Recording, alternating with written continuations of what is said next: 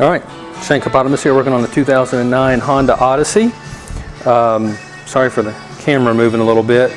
Somewhere in the family my tripod has disappeared and we'll have to hunt that down, but I'm tired of looking for it. So just going to do this one freehand. Hope it won't be too jerky for you guys. Anyway, we're going to be replacing the headlights. You can see how over time these things get to be really opaque. I've already done the cleaning on them once. There's a lot of work. It looks good, but it didn't last real long. It lasted maybe a year. You can even see right here where one of the edges was where I'd cleaned it and wiped it all down, and it worked well, but it just didn't last. You can see over here in the box, that's going to be our new lights, straight from Honda. Got them at a good price online, so I went ahead and bought them. Now, when you're doing this job, one thing that you're going to want to do, and I may need to buy a few extra, I always keep some around. I already started taking this off. You're going to have to take this fascia piece off. You have to take your entire bumper off, okay? Because you've got a connection here on the light, you've got a connection here on the light, you've got another connection down inside here on the light, you've got another one on the outside, whoops, over here on the light. So this whole bumper has to come off. Easiest way I think to get to it. Now I guess you could peel up the side of the bumper, the top of the bumper, kind of peel it back and work with it, but one of the screws has got to come up underneath. I think it's going to be easier to pop the whole bumper off and then pop it all back on. So what I was saying is these little things that hold the bumper on, no matter how careful you are getting them off, over time they get brittle. You might be able to save a few of them, but a lot of them are going to crack and break when you pull them up and lift them off.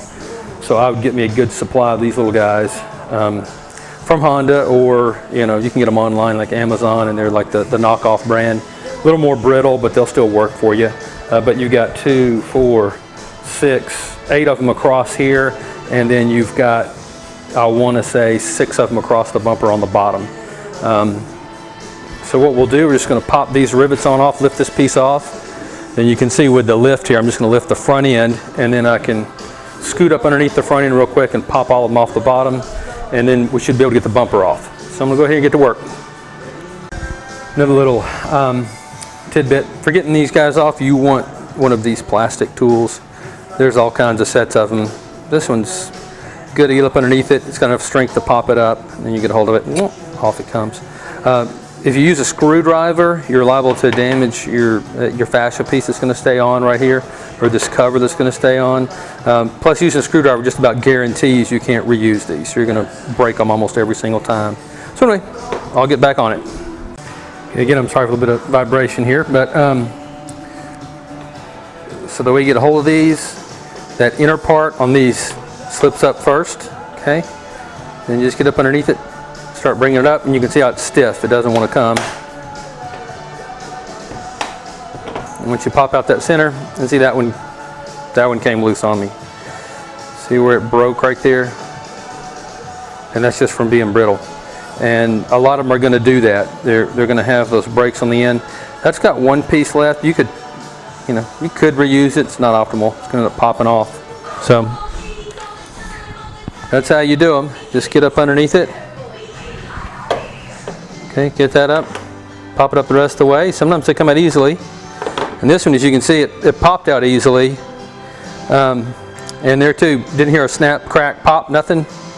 And it's actually broken on 2 of the little prongs. It's probably that way forever and ever, because they do get brittle and start to come apart. So I'd go ahead and get replacements beforehand just for all of these. They're kind of expensive from Honda to get the real ones, but you can go on to Amazon or some other places and get kind of the knockoff ones that they work just about as well, at least from what I've seen. I've used them in the past. So once you've got this cover undone, it does catch right here a little bit. Key is to, instead of just trying to lift it up, go down and go back until you can pop the front rim off. And once you've gone down and back, pop that front rim off, it slides out. That way you won't scratch it up too much on this hood release right here. So once you have this cover off, there's 2 odd kind of pieces right here that have this height on them, so you can get a hold of them. Just grab them with your fingers and pull up. There's one on each side. See down in here? If I can zoom in for you guys. I'm sorry, but shaking, trying to get a better handle on it. Hope I can find my tripod. There you go. Odd looking little guy. Just pull him up and out. He's got a crack on him too, but I have have some replacements for these too. Right? But if you're looking for replacements, the one in here, I don't know the part number exactly, but look online, odd little part there. Okay, so inside the fender well on each side, there's a screw you're going to have to get off right here too. Okay, hold your bumper on from the back, then you can pop your bumper off right across here. I'll show you in a minute, and then take the pieces on the bottom. So I'm going to get these two screws off of each side first. Okay, so this is looking at the fender well here. See where I took this screw off, and then just inside of your inner fender cover, this black part, you're going to have another Phillips head screw. Oh shoot, now I can't get it to come off. Right there you go, right there. See the white piece? The screw is right up underneath that. There you go. Right there. So that's got to come off too to let you slide this off. I'm going to come on up and take the bottom off first, and that way we've got some more flexibility with moving the bumper in and out and getting underneath here. I think that's our only screw. On the back bumper I've taken off before to paint and do things too. There was just that one screw there and the screws here, and then it came off. So I'm assuming the front's going to be the same. I really didn't go pull it out of the manual, so I thought it'd be pretty straightforward. But don't forget there's a screw right there. Don't get to this point and just start ripping on your bumper. You're not going to come out. Get that screw inside of there undone, and then you're golden.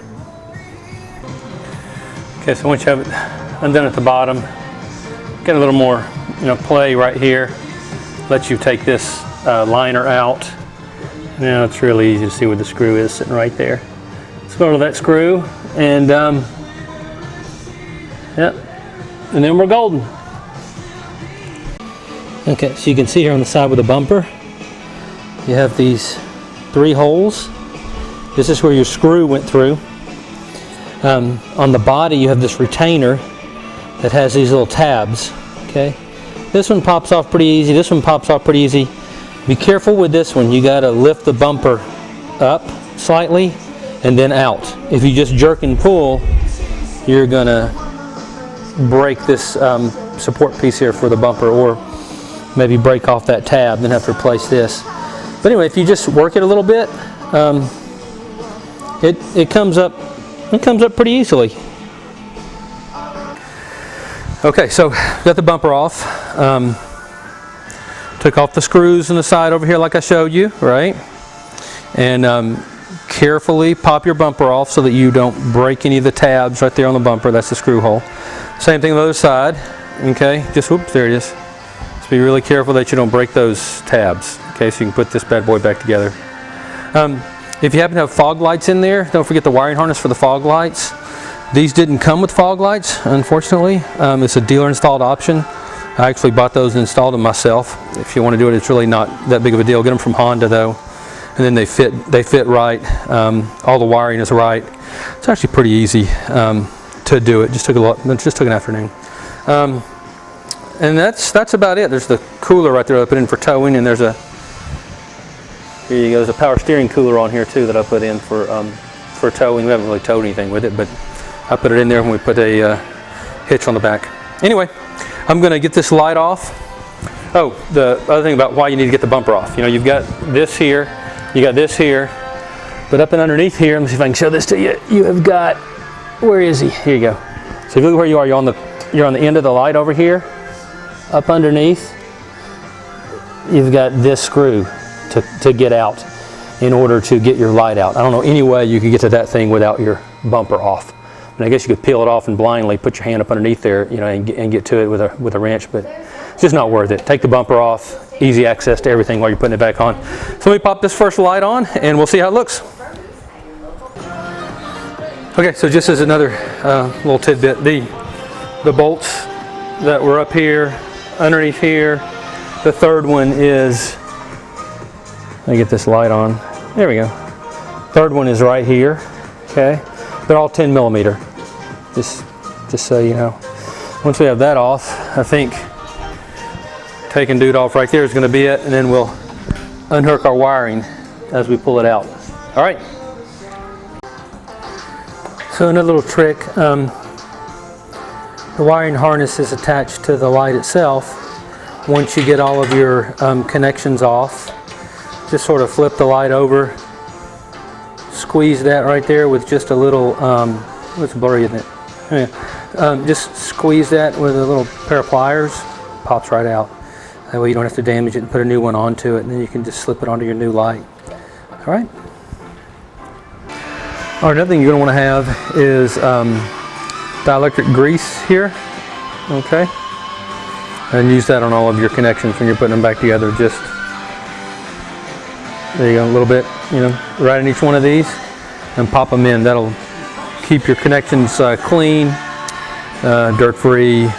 Always good to use this on all of your automotive connections. Any other connection you want to, but and on your battery terminals, very helpful. Dielectric grease. There you go. All right, so the lights are in. Looks so much better. All right, around on this side, lights are in. No worries. So now we're going to pick up the bumper here. Get that back up on, get it snapped down, a few screws, and we're good to go. Just want to show you all this real quick. This is on the back of the lights I took out. If it's not adjusted, you know, you've got a light pointing the wrong direction or pointing way too high, way too low. There's a screw that's on the back. There it is right there. Okay. So once your lights are in, they say that you shouldn't have to adjust them, and of course it says go take it to the dealer if you want to adjust them, but that's it right there. 10mm nut, and you can adjust the lights up and down. I don't see any way to adjust them side to side, but that'll adjust your high and low beam if they're pointing too high or pointing too low. All right, we're back here, back together. Lights look nice, bumper's back on. Meets real well, all tightened up. As I mentioned at the beginning, go ahead and order these extra rivets. I did not have enough extra ones like I thought I might, because I'm working this all the time, a few extra ones, but I've run out, as you can see.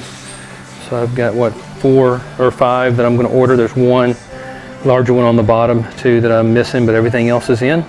Get those from Honda, get them put on, and we're golden. So it's Dr. Shankopotamus putting new headlights onto a 2009 Honda Odyssey. Hope this is helpful for you guys. Thanks for watching. Take care.